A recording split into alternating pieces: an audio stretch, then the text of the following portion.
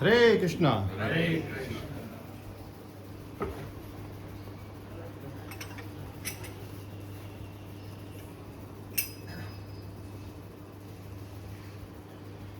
जय राधा माधव कुंज बिहारी। जय राधा माधव कुंज बिहारी।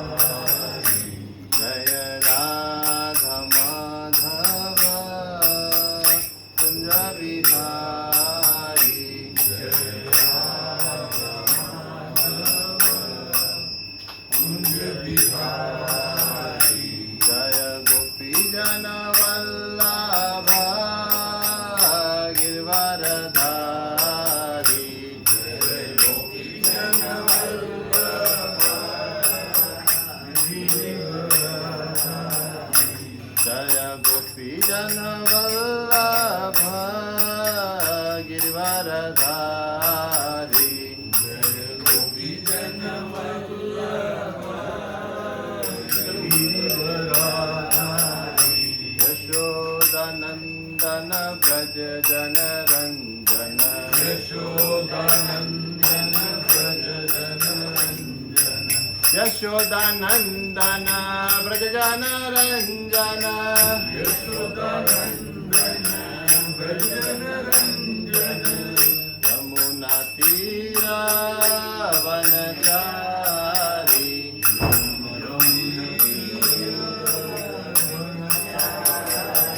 जय राधा माधव कुंज बिहारी। जय राधा माधव कुंज बिहारी। हरे कृष्ण कृष्ण कृष्ण हरे हरे। हरे राम राम राम हरे हरे। हरे कृष्ण कृष्ण कृष्ण हरे हरे। हरे राम राम राम हरे हरे। जय राधा श्याम सुंदर राधा श्याम सुंदर राधे राधे। जय राधा श्याम सुंदर राधा श्याम सुंदर राधे राधे। जय ललिता विशाखा जय हो राधे श्याम। ललिता विशाखा जय हो राधे श्याम। जय ललिता विशाखा जय राधे श्याम। ललिता विशाखा जय राधे श्याम। जय कृष्ण बलराम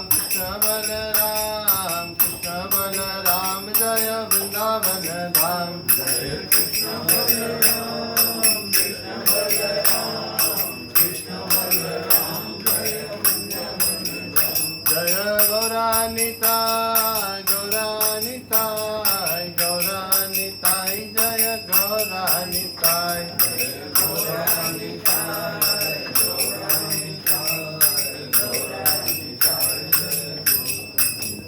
जय जय प्रभुपाद प्रभुपाद प्रभुपाद जय जय प्रभुपाद। जय जय प्रभुपाद प्रभुपाद प्रभुपाद जय जय प्रभुपाद। हरे कृष्ण। तो आप सभी का स्वागत है आज के सत्र में। तो अभी हमारा कौन सा चैप्टर चल रहा है?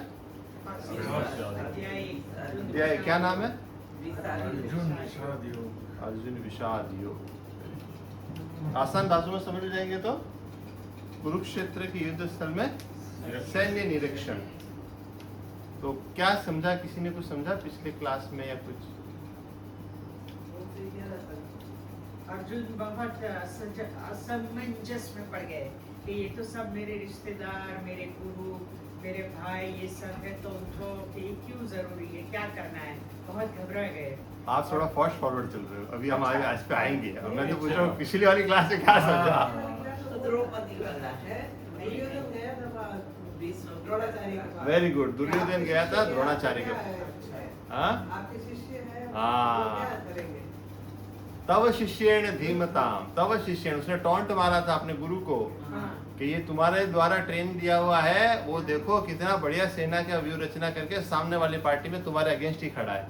हाँ। फिर द्रुपद की और द्रोणाचार्य की दोस्ती की एक कहानी भी मैंने आपको स्टोरी सुनाई थी, कैसे वो दोनों थे दोस्त ने विद्यालय के अंदर, कहते हैं गुरुकुल में दोस्त थे, फिर राजा बने, फिर क्या हुआ क्या नहीं हुआ, सारी की सारी ये याद आया। उम्र के बारे में बताया, अर्जुन की उम्र क्या थी। हाँ, विश्व पितामह की उम्र क्या थी। एक तो मछुआरे भी थे किसी की वहाँ। हाँ। हाँ, तो मतलब उस समय भी वेज नॉन वेज चलता था। मछुआरा तो मतलब किसी को बिकता ही होगा ना। यस यस ऑब्वियसली, ये तो कौन से काल से चलता आ रहा है, तभी तो कहते थे आसुरी प्रवृत्ति और देवी प्रवृत्ति। शुरू में तो उसके अलावा कुछ होता ही नहीं। और आप हिस्ट्री में जाओगे, आप बहुत देखिए हमारी जो हिस्ट्री है ना, वो बेवकूफ बनाने वाली हिस्ट्री है। सीरियसली, आपको ये कहा जाता है कि आप प्रिमिटिव एज से आए हो, बिल्कुल नहीं, ऐसा नहीं है। भगवान ने क्या कहा है, अहम बीज प्रदा पिता, क्या बोला है, अहम बीज प्रदा पिता, सब कुछ मेरे से ही उत्पन्न हुआ है। आपको क्या लगता है ऋषि मुनि बाद में आए, पहले प्रिमिटिव मैन आए? आपको अगर हमारे संसार का क्रिएशन सुनना होगा तो आपको श्रीमद् भागवतम को रिफर करना होगा। भागवतम कहता है हम ब्रह्मा जी की संतान है, हमने 4थे अध्याय में भी सुना था। हम किसकी संतान है? मनु की संतान है। मनु से फिर कौन है? इक्ष्वाकु आए। इक्ष्वाकु कौन हुए? राजा रामचंद्र जी जिस युग के अंदर प्रकट हुए थे। हमारी हिस्ट्री क्या है? डेटा के ऊपर, फैक्ट्स के ऊपर जाती है और day by day prove right होता है, day by day prove wrong होता है। 300-350 साल पहले साइंटिस्ट कहते थे अर्थ इज फ्लैट। जब तक कोई दूसरा साइंटिस्ट आके उसको खंडन नहीं करता, पूरी दुनिया उसको फॉलो करती है। हमारे शास्त्रों ने तो पहले से ही कह दिया था भूगोल, एक हमारा गोल आकार है। और एक हमारी मिथ चलती है कि वो क्या कहते हैं, डार्विन थियरी। हम पहले बंदर थे, यहाँ आए, यहाँ, अरे बंदर थे तो सारे के सारे बंदर क्यों नहीं बन गए? बोले जिराफ था वो। एक्चुअली पता है डार्विन कौन था? एक फोटोग्राफर था।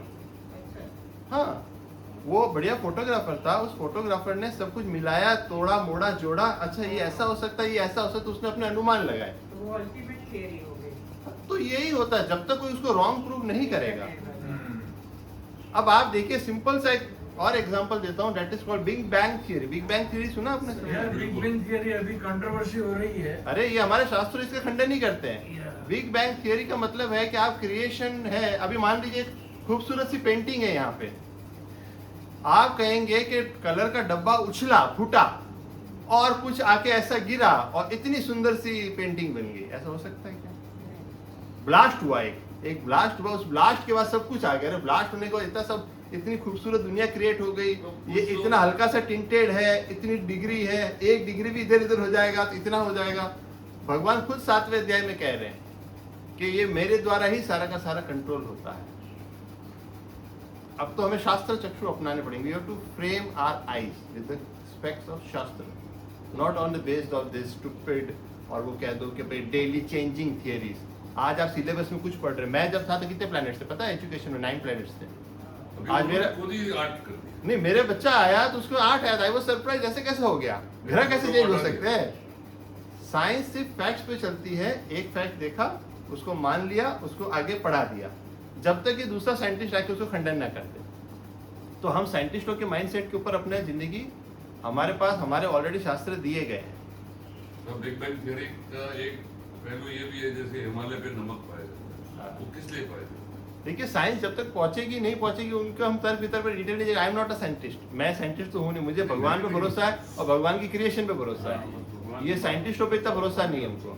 साइंटिस्ट आज कुछ कहेंगे, कल कुछ कहेंगे। जो पिंक सॉल्ट आता है वो हिमालय से आता है। सॉल्ट कैसे आता है? हिमालय में जो बर्फ बनता है ना, और उसका जो पत्थर बनता है ना बर्फ का, उसको फटिक बोलते हैं। फटिक सब हर एक के आंसर है प्रभु जी। It takes time, crystal we need to have faith. आप पता हो हनुमान चालीसा पढ़ने जाएंगे तो फिर उसमें ना सूर्य से लेके धरती तक का डिस्टेंस दिया हुआ है। परफेक्ट है। आप सोचिए, बाद में साइंस ने तो बाद में फॉलो किया ना कि 8 मिनट से सूर्य रेज यहाँ से यहाँ तक पहुँचती है। सारे के सारे हमारे पास कैलकुलेशन पहले से ही है। हमारे पास तो मैंने ब्रह्मा जी की एज कितनी थी, हमारे कलयुग की कितनी एज है, मैंने इतना डिटेल में भी आपको समझाया है। अब तो आप भगवत गीता क्लास के स्टूडेंट हो, very good student. Now you should have faith in Krishna. But I have faith. No, but you have to faith on his words also. But ये जो स्कूल ये का भ्रमित सिखाया करे. है, वो भी तो निकल रहा है. एजुकेशन सिस्टम सिर्फ भ्रमित करने के लिए बना, आप ये समझ लीजिए. हमको सिर्फ भ्रमित किया जा रहा है, नथिंग एल्स. हमें हमारे शास्त्र नहीं पढ़ाए जाते वहाँ पे. ये सबसे बड़ी विडम्बना है इंडिया के अंदर. तो और किसी को याद है पिछली क्लास में क्या किया हमने? कुछ क्लास में क्या किया था? किसी ने श्लोका लर्न किया हो? यस गुरु, आपने कुछ श्लोका वोका लर्न किया हो? अरे आप 25% में थे. हाँ. एक चरण मैंने कहा मेरे पास एक चरण और बचा. धृतराष्ट्र वाच है, धृतराष्ट्र. धृतराष्ट्रवाद हाँ. धर्मक्षेत्र कुरुक्षेत्र संवेतायुष माम का पांडवस्य किम कुरुत संजय. Very good, very good. देखिए ट्राई किया, बहुत अच्छा लगा. और किसी ने ट्राई किया? धर्मान परित्यज्य मामेकं शरणं अहं त्वां सर्वपापेभ्यो मोक्षयिष्यामि मा शुचः. हरि बोल. ये तो सुपर सुपर है.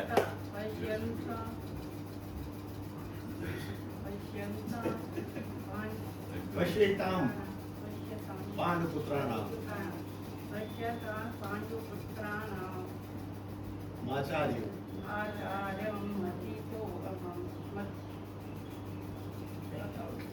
चलिए कोई बात नहीं. Try and try again. Yes माता जी, तुम ना धृतराष्ट्र वाच. नहीं खाली એટલું બોલવાનું.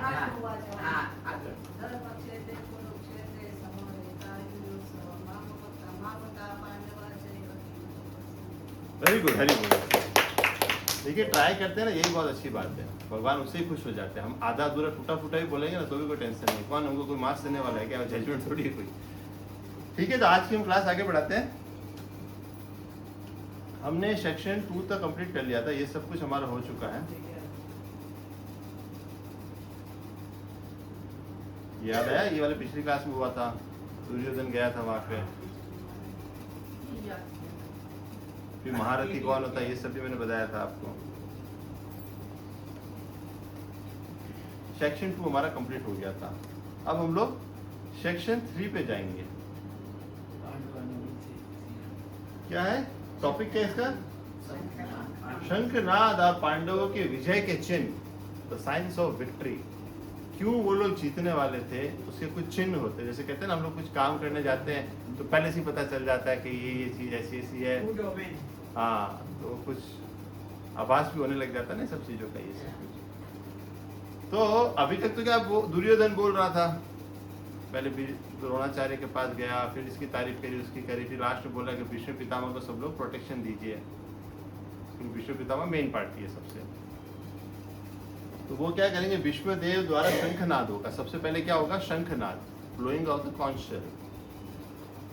फिर आएंगे कृष्ण और अर्जुन ने भी अपने अपने शंख बजाए, दिव्य शंखों का महत्व. फिर आएगा अलग अलग योद्धाओं के शंखों के नाम आएंगे. ये शंखों के नाम भी आपको याद करने होंगे. फिर बाद में आएंगे 5 जन्य श्री कृष्ण का, देवदत्त अर्जुन का. फिर बाद में आएंगे बाकी योद्धाओं ने अपने अपने शंख बजाए. फिर पांडवों के शंखनाद को सुनकर कौरवों का हृदय विदीर्ण हो गया. परमेश्वर की शरण करने वाले को किसी का भय नहीं, चाहे वह कितना ही विपरीत परिस्थिति में क्यों न हो. ये सब हम देखेंगे इसके अंदर. ठीक है ना. आज हम पीछे से शुरू करते हैं, माता जी से. पिछली बार क्या माता जी लोग का नंबर नहीं आया था, यहीं तक खत्म हो गया. तो हम लोग वहां से ऐसे उल्टा गिनने शुरू करें. ये स्टार्ट करिए. तब कुरुवंश के वयोवृद्ध परम प्रतापी एवं पितामह ने सिंह गर्जना की ध्वनि करने वाले अपने शब्द को उच्च स्वर में बजाया, जिससे दुर्योधन को बहुत हर्ष हुआ. देखिए यहाँ पर क्या हो रहा है कि पहले वो तारीफ कर रहा था पॉलिटिकली, कभी विष्णु पितामह की, कभी द्रोणाचार्य की. मैंने बताया वो अच्छा राजनीतिज्ञ था. किस समय क्या साम दाम दंड भेद, किस समय क्या बोलना तो उसको बहुत अच्छे से पता था. तो वो सबको किसको पिन मारनी, किसको नहीं मारनी, सब कुछ पता. उसने तारीफ की. पर विष्णु पितामह कुछ बोले नहीं है. बोले ये तो पता है क्या कर रहा है क्या नहीं कर रहा. बोले मेरा काम तो है, वो मैं मेरा काम कर देता हूँ. जैसे उसने शंखनाद किया विष्णु पितामह ने, तो विष्णु पितामह के शंखनाद से क्या हुआ? दुर्योधन को हर्ष हुआ. क्यों दुर्योधन को हर्ष हुआ? क्योंकि दुर्योधन जो था बहुत ज्यादा डिपेंडेंट था विष्णु पितामह के ऊपर. उसको एक क्या डाउट था हमेशा माइंड में कि भले ये मेरी पक्ष में खड़े हैं, क्या ये लोग मेरी पक्ष में खड़े हैं, लेकिन इनका जो मन है वो पांडवों की तरफ है। तो सॉफ्ट कॉर्नर होता है ना हार्ट के अंदर, भले ये खड़ा था मेरी तरफ युद्ध करने के लिए, लेकिन क्या ये युद्ध इतना फ्लो में करेगा कि नहीं करेगा, डाउट है, क्योंकि उसके प्रिय कौन है, पांडव है। तो जो उसका प्रिय होगा उसके ऊपर तो कैसे फ्लो से वो शस्त्र चलाएगा। तो वो उसीलिए उसको हर्ष हुआ कि नहीं चलो अब विश्व पितामह जो है हमारे लिए पूर्ण रूप से कार्य करेंगे ऐसा। नेक्स्ट, तत्पश्चात शंख, नगाड़े, बिगुल, तुरही तथा सिंह सहसा एक साथ बज उठे। वह संवेद स्वर अत्यंत कोलाहलपूर्ण था। देखिए ये क्या होता है ना, बहुत सारे वाद्य होते हैं, तो कुछ कुछ होते हैं जो कीर्तन में यूज होते हैं, कुछ कुछ कहीं और होते हैं, और युद्ध के लिए वाद्य अलग होते हैं। भाई पहले कैसे साउंड सिस्टम वगैरह नहीं हुआ करते थे, यार डीजे बुला दिया, ये माइक इतने सारे फैला दिए तो माइक के ऊपर एक अनाउंसमेंट करेगा, सब तक आवाज पहुंचेगी, ऐसा नहीं था ना पहले। तो पहले तो क्या होता था एक्चुअली कि आवाजें सुनाई भी नहीं देती थी। इवन जब जो वॉरियर है, योद्धा, उसको जो अपने सारथी को भी बोलना होता है ना कि लेफ्ट लेके राइट ले, तो वो पैर से ऐसे ऐसे मारना पड़ता था। जो रिक्शा वाले करते हैं। हाँ, तुमने उसको कुछ बोलने जाओगे तो वो सुन नहीं सकता, तुमने इतना ज्यादा शोरगुल है, इतना ज्यादा हल्ला मच रहा है तो नहीं है। अगर मान लीजिए ऐसे टक टक किया तो वो उधर उधर जाएगा। जैसे कृष्ण भगवान कितने हम्बल, आप ये सोचिए, अर्जुन का ऐसा सेवा भी किया, तो अर्जुन भी क्या अगर बोलना चाहेगा तो कैसे करेगा, लात मार के ही बताना पड़ेगा। तो ये रोल होता है हर एक का, आपको समझना होगा कि इतनी वॉइस इतनी ज्यादा होती है कि वो कुछ वॉइस कमांड देने जाएगा तो पहुंचेगा नहीं उसके पास। तो क्या हुआ, सारे के सारे नगाड़े, बिगुल, तुरही तथा ये सारे के सारे के इंस्ट्रूमेंट्स है जो बजाए जाते थे युद्ध के लिए होते थे। वह समवेत स्वर अत्यंत कोलाहलपूर्ण था। ये एक साथ जब बजा ना, बहुत कोलाहलपूर्ण, मतलब एक हो ऐसा एनवायरनमेंट क्रिएट हो गया। नेक्स्ट, दूसरी ओर से श्वेत घोड़ा द्वारा खींचे जाने वाले विशाल रथ पर आसीन कृष्ण तथा अर्जुन ने अपने अपने दिव्य शंख बजाए। अब कैमरा फोकस आ रहा है ऑपोजिट साइड में। ये स्टोरी कौन किसको सुना रहा है?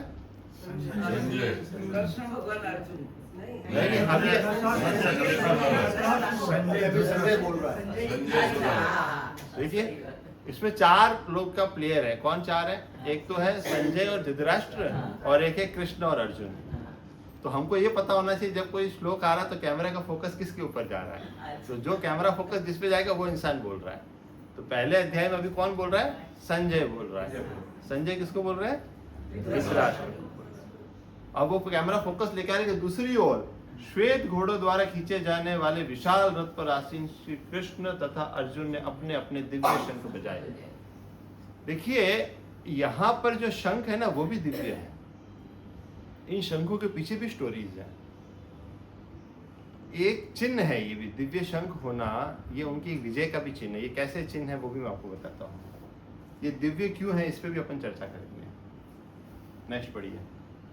भगवान कृष्ण ने अपना 5 जन्य शंख बजाया। अर्जुन ने देवदत्त शंख तथा अति बहुजीवी एवं अति मानवीय कार्य करने वाले पौंड नामक शंख बजाया। अब आप ये देखिए भगवान कृष्ण के शंख का नाम क्या है? इसकी स्टोरी पता है आपको? किसी को पता है? वो एक राक्षस था 5 जन्य। हाँ, अच्छा, कृष्ण भगवान के गुरु का नाम? ये कहाँ पर आश्रम है इनका अभी? उज्जैन। Very good. तो शिक्षा ग्रहण भगवान को भी करनी पड़ती है, भगवान को भी गुरु स्वीकार करने पड़ते हैं। तो हुआ था क्या कि संदीपनी मुनि के पुत्र को एक राक्षस ने मार के खा लिया था। तो फिर अपने गुरु की वो जो था तो उसके लिए फिर वो गए लड़ने के लिए उसके पास, उसको मारा राक्षस को भी। वो शंख के रूप का राक्षस था। तो उसको मार भी दिया, देखा था ये तो मिला ही नहीं उसके यहाँ पे। फिर पता चला कि वो कहाँ चला गया है? यमलोक चला गया है। तो यमलोक अगर चला गया तो वो शंख तो ले लिया, और वो कृष्ण भगवान चले गए यमपुरी अपने गुरु के बेटे को लाने के लिए। तो जैसे यमपुरी के बाहर पहुंचे तो वही शंख से उन्होंने शंखनाद किया। तो ऐसा कहते हैं कि जो 28 तरीके के नर्क होते हैं, आपको पता है? 28 टाइप्स ऑफ नर्क। एक नरक नहीं होता है, बहुत नरक होते हैं। 28 तरीके के नरक है। हमारे भागवतम के अंदर इसके अंदर डिटेल्ड वर्णन है कि आप ऐसा ऐसा कार्य करोगे तो ऐसा ऐसा पनिशमेंट मिलेगा, ऐसा ऐसा कार्य करोगे तो ऐसा ऐसा मिलेगा। ये तो जरूरी है जानना। बहुत जरूरी है। अगर आप वो एक बार सुन लो ना तो आप कभी पाप कर्म करोगे ही नहीं। हमारे में पहला नरक की विधि नरक सब है। हाँ, तो क्या होता है, जैसे मान लीजिए किसी ने नॉनवेज खाया या किसी ने कुछ पका के खाया, उसको भी वैसे ही तला जाएगा, फ्राई किया जाएगा, सारी सारी चीजें हैं। और किसी पर स्त्री या पर पुरुष का संग किया तो उसको क्या मिलेगा, किसी का धन लूटेगा तो उसको क्या मिलेगा, किसी का अपहरण करेगा तो क्या, बहुत है। ये एक ना दंड विधान बना हुआ है एक्चुअली। तो जैसा जैसा होता है ना वैसा विधान उसको दिया जाता है। ये शरीर जब छूट जाता है ना, ये भौतिक शरीर छूट जाता है तो एक यातना शरीर दिया जाता है, टेम्परेरी यातना शरीर दिया जाता है। उस यातनाओं में उसको यातना दी जाती है।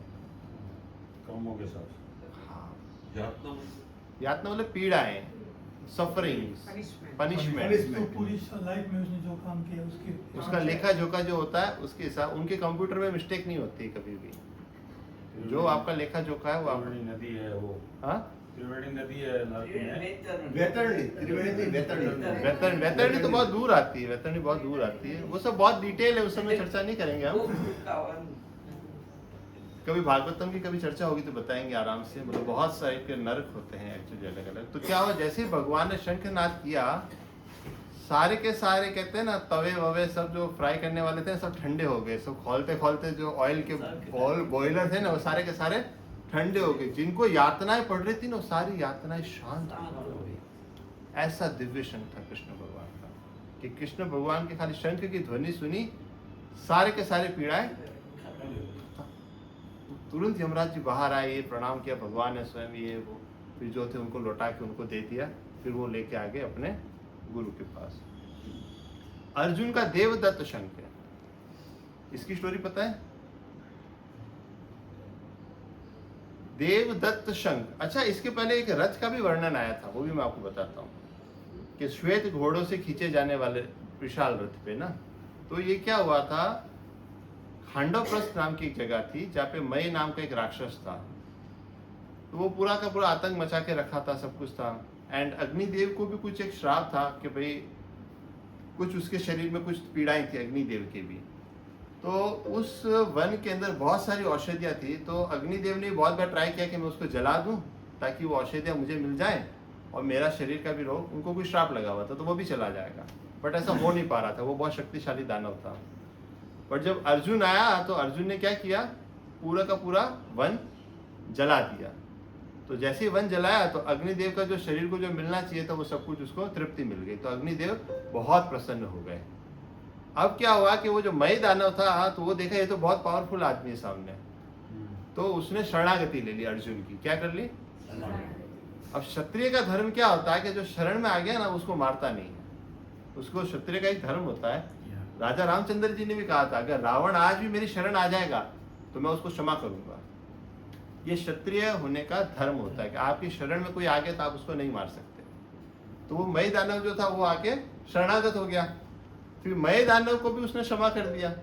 अब मय दानव भी बहुत खुश हुआ, तो मय दानव ने उसको एक शंख गिफ्ट किया। वो गिफ्ट किया वो शंख था देवदत्त शंख। अग्निदेव भी बहुत प्रसन्न हुए। अग्निदेव ने उनको एक रथ गिफ्ट किया, विजयी रथ गिफ्ट किया, जो रथ लेके वो महाभारत के युद्ध में।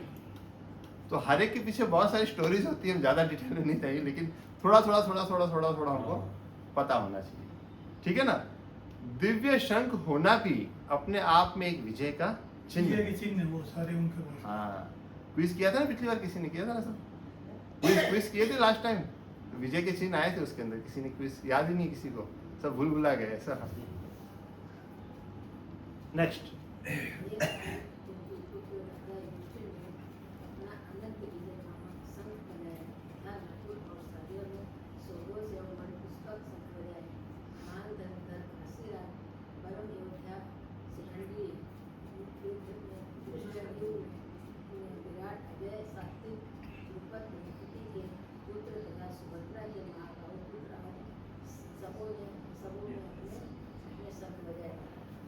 क्योंकि वह कौरव की पार्टी में किसी के शंख का नाम वाम नहीं है, खाली एक आदमी ने शंख बजाया और सब कुछ हो गया। और यहाँ पे तो हर इंसान ये।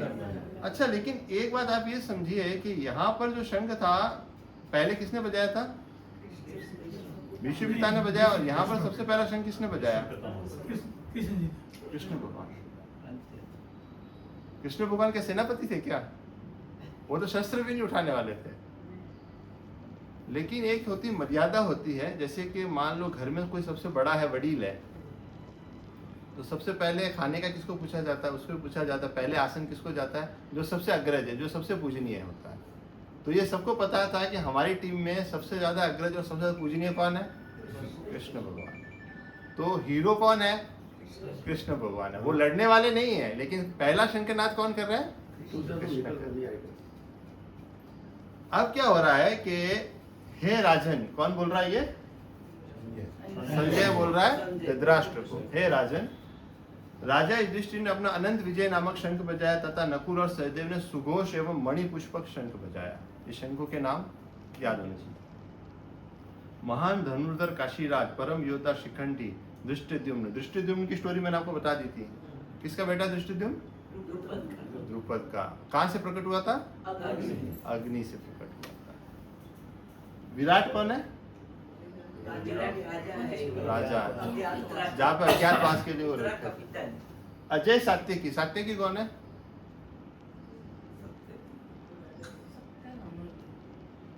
सात्यकी है कृष्ण भगवान का सारथी।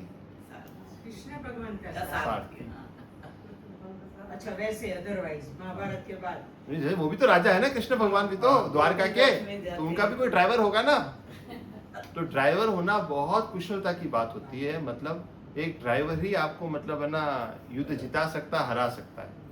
अगर बहुत एक्सपर्ट ड्राइवर नहीं होता ना तो आप हार जाओगे। कहाँ पर क्या डिसीजन लेना, वो सारथी को बहुत पसंद, मतलब इम्पोर्टेंट होता है। इसलिए कृष्ण भगवान ने सारथी बने थे अर्जुन के। तो ये अजय सात्यकी ये लास्ट में बचे भी थे महाभारत की युद्ध खत्म होने के बाद भी। जब नारायणी सेना जब चली गई थी ना उधर कौरव की साइड में, तो इसने तो कह दिया था मैं तो आपकी साइड ही रहूंगा, आपकी सेना भली जा जानी हो जाओ, लेकिन मैं तो रहूंगा आपकी साइड। तो ये अजय सात्यकी जो था पांडव की तरफ ही रहा था। द्रुपद तो आप जानते ही है, द्रौपदी के पापा। फिर द्रौपदी के पुत्र और सुभद्रा के महाबाहु पुत्र, सबों ने अपने अपने शंख बजाए। ये सारे के सारे प्रेजेंटेशन है। कृष्ण भगवान का पांचजन्य, अर्जुन का देवदत्त, युधिष्ठिर का अनंत विजय, भीम का पौंड्र, नकुल का सुघोष और सहदेव का मणिपुष्पक। ये शंखों के नाम है। साइंस ऑफ विक्ट्री, विजय के चिन्ह। यहां पर देखिए विजय के चिन्ह क्या क्या है। सबसे पहला विजय का चिन्ह है कि कृष्ण भगवान की उपस्थिति है। भगवत गीता का लास्ट श्लोक भी अगर आप पढ़ें तो क्या लास्ट श्लोक? यत्र योगेश्वर कृष्ण तत्र पार्थो धनुर्धर। समझिए, जहां पर भी भगवान कृष्ण है और धनुर्धारी अर्जुन है, वहां विजय है, ऐश्वर्य है और सब कुछ है। नीति भी सुनिश्चित है, ऐसा मेरा मतलब। ये भगवत गीता का लास्ट श्लोक है। तो पहली बात, जहां पे कृष्ण खड़े वहां ही धर्म है और वहीं जीत होनी है, इसके अंदर कोई डाउट नहीं है। दूसरा क्या है? विजय रथ। जो रथ जो अग्निदेव ने अर्जुन को जो गिफ्ट किया था ना, वो विजय रथ था कि उसके ऊपर जो सवार होकर युद्ध लड़ेगा वो हमेशा जीतेगा। तीसरा है दिव्य शंख। पांडवों की पार्टी के पास बहुत सारे दिव्य शंख थे, वो भी उनके एक विजय का चिन्ह है। चौथा है धर्म क्षेत्र। धर्म क्षेत्र के ऊपर सबसे पहली क्लास में हमने चर्चा की थी। जो भूमि थी ना, वो भूमि किसको फेवर करने वाली है? जो धर्म के पक्ष का। और पांडव जो है वो कौन है? धर्म के पक्ष में वाले। तो जीत किसकी होने वाली है? पांडवों की होने वाली है।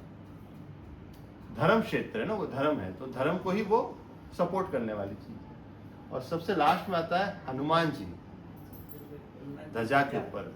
हनुमान जी क्या है कि राजा रामचंद्र जी के परम सेवक हैं। बोले मैं इटर्नल सेवर्ट, मतलब हमेशा आपकी सेवा में रहूंगा ही रहूंगा। आप बोले राम रूप में आओ कि कृष्ण रूप में आओ, मैं तो रहूंगा ही रहूंगा। तो बोले मैं युद्ध में पार्ट नहीं लूंगा लेकिन खड़ा रहूंगा। तो कहते हैं जब ये शंखनाद हो रहा था ना, तो हनुमान जी ने सिर्फ थोड़ी सी गर्जना की थी। तो बोला हनुमान जी खाली गर्जना भी कर देना तो बहुत सारे लोग तो हार्ट फेल होकर ऐसे ही मर जाए, उनको युद्ध लड़ने की भी जरूरत नहीं पड़ जाए। हनुमान जी का इतने पावरफुल है एक्चुअली।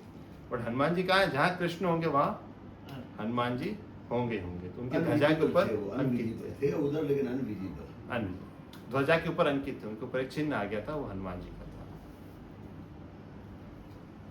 और भी ये सारे के सारे नामों के महत्व हैं, बहुत ज्यादा डिटेल में अभी अपन नहीं जाएंगे। कृष्ण का मतलब क्या होता है? ऑल अट्रैक्टिव, मतलब सबको आकर्षित करने वाले वो होते हैं कृष्ण। ऋषिकेश, जो इंद्रियों के ऊपर विजय प्राप्त कर ले। माधव, माधव का मतलब पता है ना? माधव नाम सुना ना? माधव कहाँ गया? बैठा गया? माधव is कृष्ण। हाँ? कृष्ण। नहीं, इसका एक मीनिंग है। अच्छा।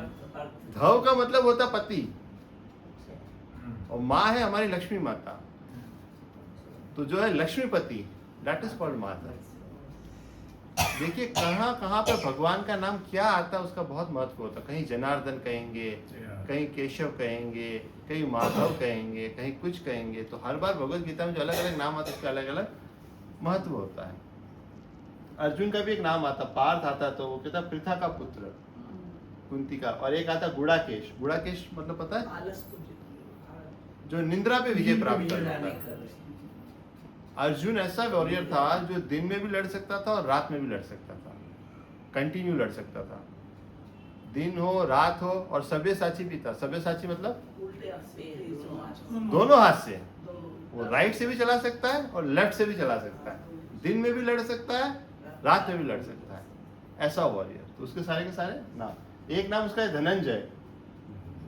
धनंजय नाम क्यों पड़ा तो पता है? युधिष्ठिर महाराज ने बहुत बड़े यज्ञ का अनुष्ठान किया। अब इतना बड़ा यज्ञ करने जाएंगे तो धनराशि वगैरह सब कुछ लगेगी। तो अर्जुन गए थे सब जगह पे धन इकट्ठा करने के लिए। तो जहां जहाँ पे भी राज्य गए, या तो युद्ध लड़के लिया या वो शरणागति हुआ, साहस से भी जा जाके धन इकट्ठा कर। इसीलिए इतना धन लेके आए, इसके उसका नाम पड़ गया धनंजय। चलिए हम आगे बढ़ते, बहुत ज्यादा हो जाएगा उसमें। हाँ आगे नेक्स्ट। बट इन विभिन्न शंखों की ध्वनि कोलाहल को बन गई, जो आकाश तथा पृथ्वी से सज्जायमान करती हुई धृष्टार के पुत्रों को हृदय को विदीर्ण करने लगी। देखिए ये विभिन्न शंखों की ध्वनि कोलाहल पूर्ण बन गई। कोलाहल बहुत ज्यादा हो गया। आकाश तथा पृथ्वी को शब्दयमान करती हुई धृतराष्ट्र के पुत्रों के हृदय को विदीर्ण करने लगी। ऐसा लग रहा था उनका हार्ट फेल होने वाला है, इतना गजब का था। और वो लोग है ना खाली शंखनाद सुन के ही डर गए कि जिसका शंखनाद इतना भयंकर है, वो लोग युद्ध कितना भयंकर लड़ने वाले हैं। अब समझ पा रहे कहने मतलब? कहते हैं एंट्री होती ना हीरो की, हीरो की एंट्री हो जाती है तो फिर आगे की स्टोरी इंसान ऐसे ही समझ लेता है कि आगे अब क्या होने वाला है। तो जो शंखनाद था वो इतना ज्यादा पावरफुल था, इतना ज्यादा पावरफुल था। और ऐसे कहते हैं खाली हनुमान जी ने थोड़ा सा दहाड़ भी दिया था। तो हनुमान जी की एक दहाड़ भी थी, तो सारे के सारे हृदय जो थे ना वो फटने लग गए एकदम। बहुत बहुत बड़ी चीज थी ये। सेक्शन हमारा एक कंप्लीट हो गया। हरे कृष्णा कृष्णा कृष्णा हरे हरे, हरे राम राम राम हरे हरे। नेक्स्ट सेशन आते हैं, वो है अर्जुन द्वारा सैन्य निरीक्षण। क्या होगा? अभी तक देखिए कैमरा फोकस आया नहीं था। अभी तक किसके किसके ऊपर फोकस चल रहा था? एक तो दुर्योधन के ऊपर चला था, फिर बाद में क्या चला? शंख किसने क्या बजाए क्या नहीं बजाए। अब अर्जुन बोलेंगे यहाँ पर, फर्स्ट टाइम अर्जुन बोलने वाले हैं। क्या आएगा? अर्जुन का अपना धनुष उठाना, युद्ध आरंभ होने वाला ही है।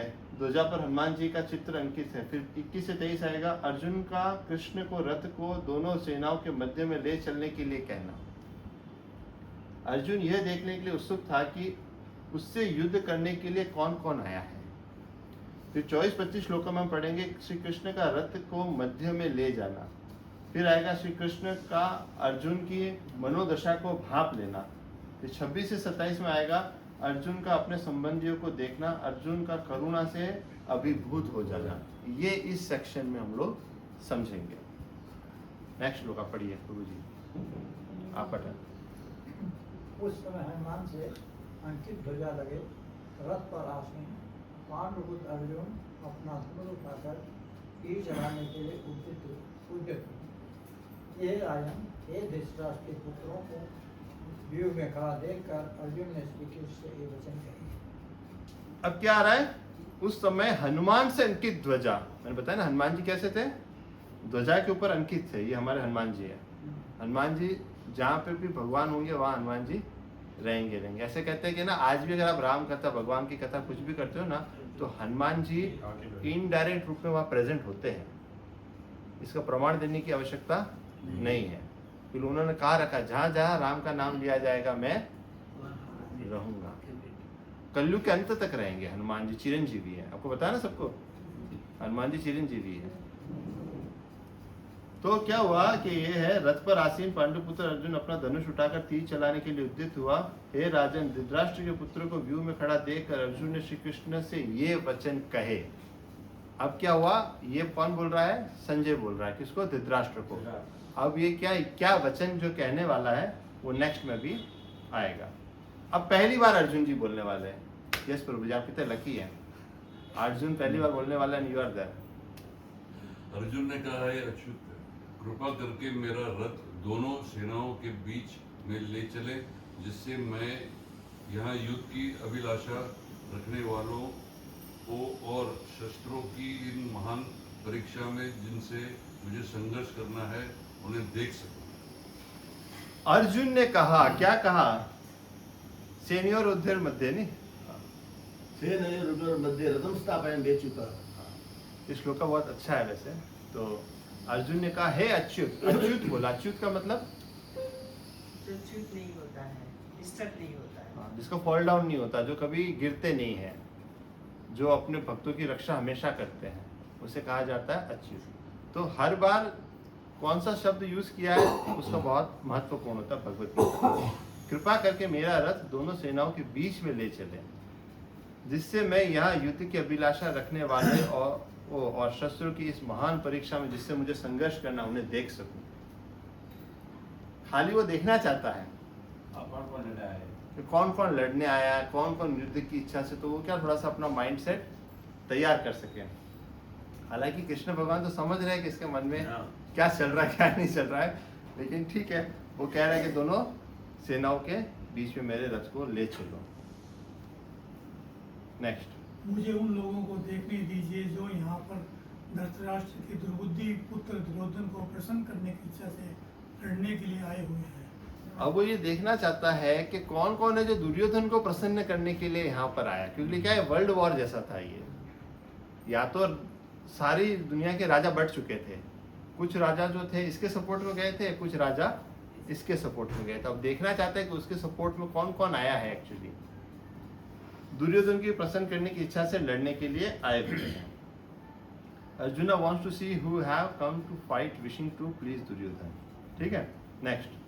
संजय ने कहा, हे भरतवंशी, अर्जुन द्वारा इस प्रकार संबोधित किए जाने पर भगवान कृष्ण ने दोनों दलों के बीच में उस उत्तम रथ को लाकर खड़ा कर दिया।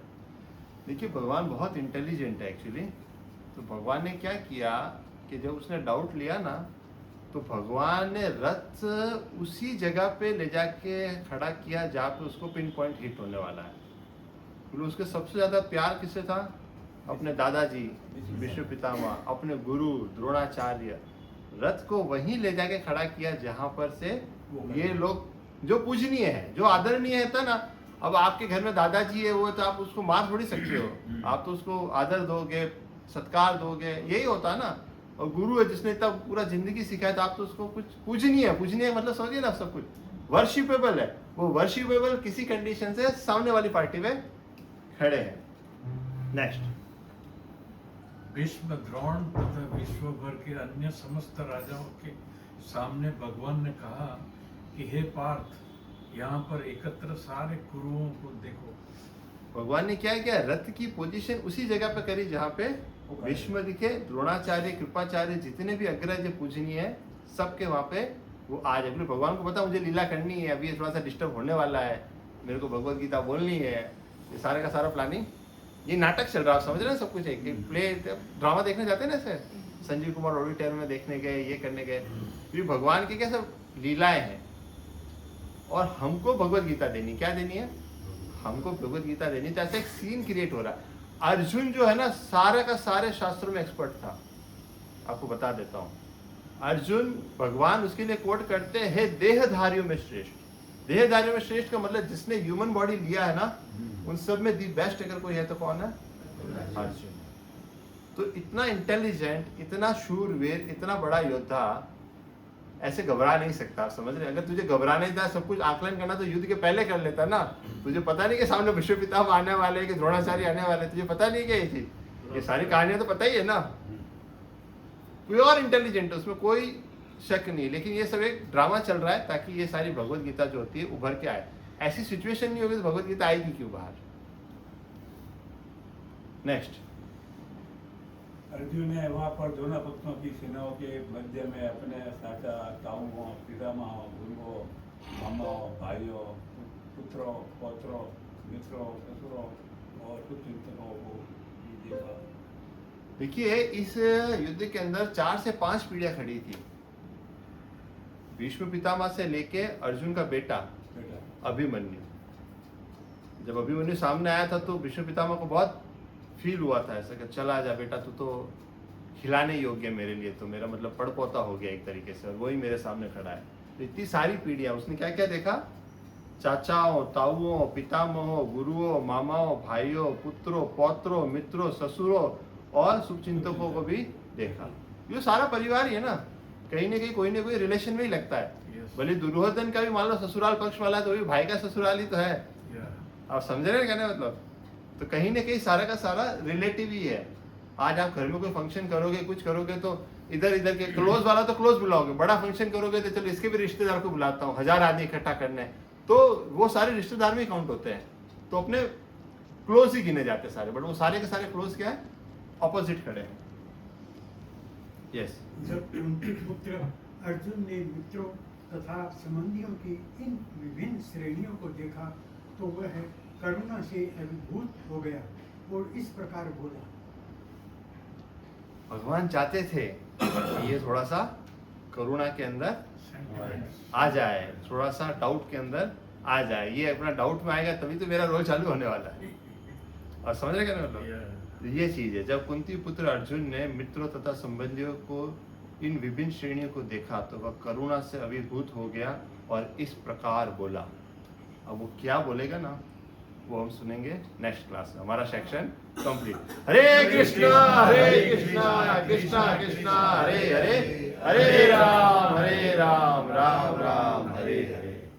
ये नेक्स्ट सेशन होने वाला है। क्यों कंफ्यूज हुआ, क्या कारण देता है, क्या नहीं देता है, आज 45 तक हमको कंप्लीट करने के लिए आज नीचे हमारी मीटिंग भी है, तो हमें टाइम टू टाइम कंप्लीट करना होगा। ठीक है, तो हमारा सेशन अभी है वो हम ले लेते हैं। माला का है